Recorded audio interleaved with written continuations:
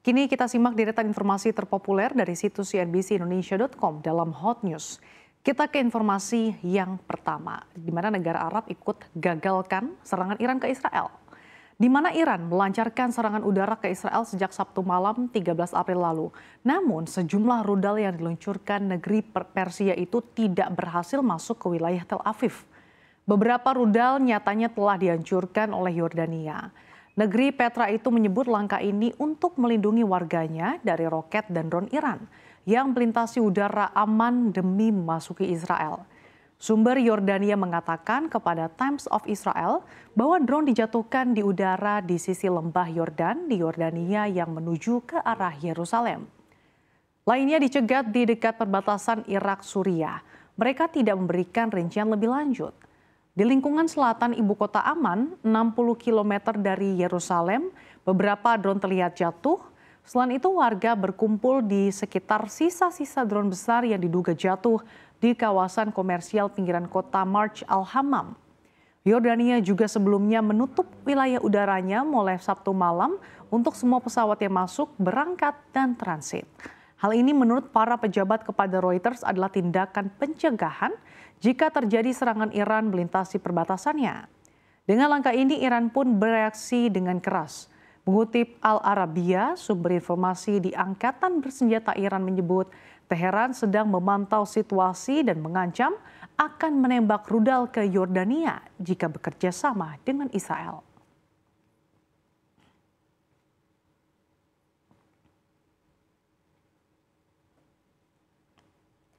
Informasi terpopuler kedua masih terkait serangan Iran ke Israel.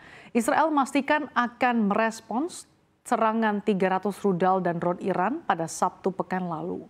Meski demikian, belum jelas tindakan apa yang akan diambil oleh Israel.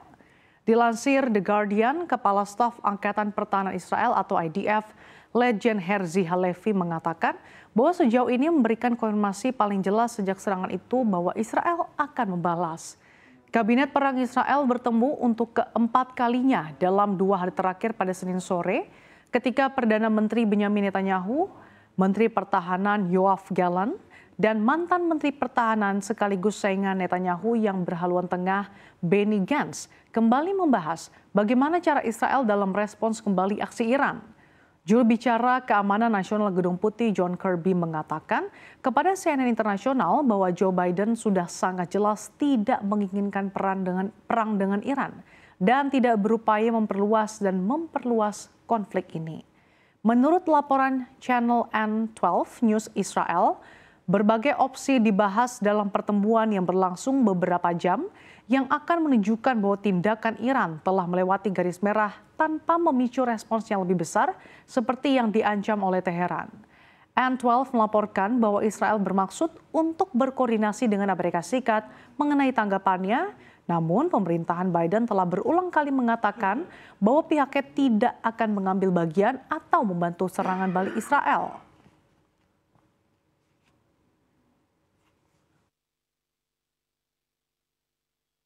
The U.S. certainly does expect some sort of Israeli response to Iran, but is hoping that they can encourage Israel to contain it and constrain it so it doesn't lead to wider escalation. President Biden spoke with congressional leaders on Sunday and encouraged them to swiftly take up the Senate-passed bipartisan defense supplemental bill that provided significant security assistance for Israel, particularly for some of the anti-missile and anti-rocket technologies that were put into effect in defeating the Iranian attack on Saturday. That is coupled with tens of billions of dollars in security assistance for Ukraine.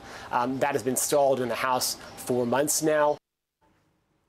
Kita beralih ke informasi terpopuler lainnya. Harga emas kembali mencatatkan rekor seiring tingginya permintaan safe haven yang dipicu oleh ketegangan di Timur Tengah. Pada perdagangan hari Senin 16 April, harga emas di pasar spot terpantau sempat menyentuh level psikologis $2.400 Amerika Serikat per troy ounce. Harga emas masih terus bertahan di kisaran level $2.399 Amerika Serikat per troy ounce. Kenaikan ini terjadi bahkan ketika dolar dan imbal hasil treasury menguat menyusul kenaikan penjualan retail Amerika Serikat yang lebih tinggi dari perkiraan pada bulan Maret. Hal ini pun menambah kekhawatiran bahwa Bank Sentral Amerika Serikat The Fed dapat menunda pemotongan suku bunga acuannya di tahun ini.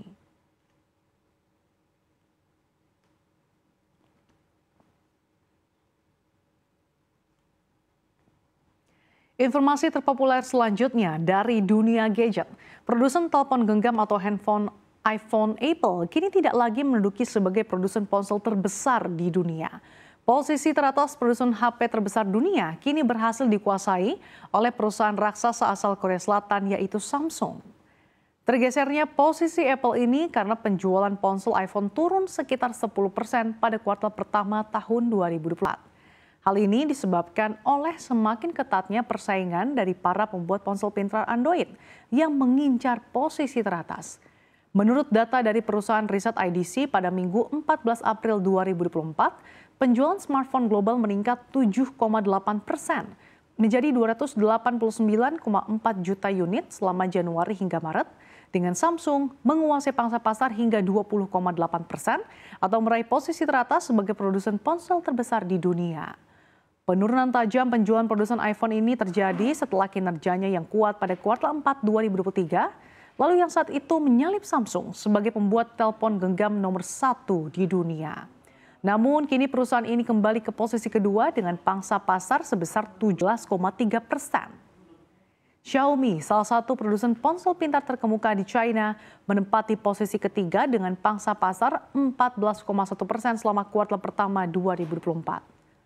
Samsung yang baru saja meluncurkan jajaran smartphone andalan terbarunya, seri Galaxy S24 di awal tahun, mengirimkan lebih dari 60 juta ponsel selama periode tersebut. Penjualan global smartphone Galaxy S24 melonjak 8% dibandingkan seri Galaxy S23 tahun lalu selama 3 minggu pertama ketersediaannya, menurut penyedia data Counterpoint sebelumnya. Pada kuartal pertama 2024, Apple mengirimkan 50,1 juta iPhone atau turun dari 55,4 juta unit pada periode yang setahun lalu. Menurut IDC, pengiriman ponsel pintar Apple di China menyusut 2,1% pada kuartal terakhir tahun 2023 dibandingkan tahun sebelumnya.